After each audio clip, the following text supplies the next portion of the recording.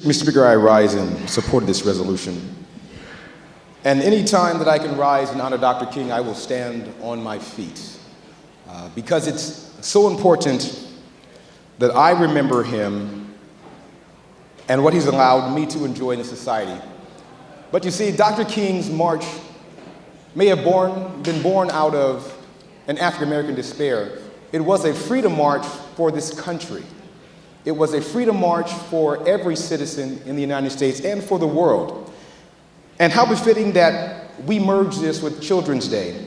I had 2 of my own children and 3 other young men from the 30th District who were here looking at how government works and that they may have a chance to actually become part of the government and perhaps sit in one of these chairs. On a personal note, I am so proud of Dr. King's movement and the civil rights movement because I tell my children to love whoever you want to love, to date whoever you want to date, regardless of color.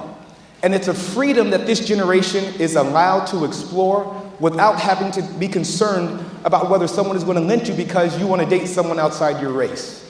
And it is truly an honor and a privilege that we have that in America. Today's fight, and these kids will have challenges, but it won't be based upon race. It will be based upon education and making sure that they have an opportunity to achieve and the freedom to go to the best universities in the state of Washington and in the United States and around the world, actually.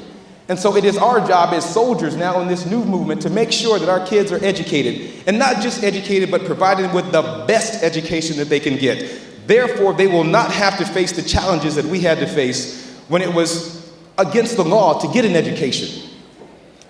Members of this chamber, I ask you to support this bill, this resolution, because it is imperative to the future of our children that we continue to be models and role models for this generation and generations to come. So I thank you very much.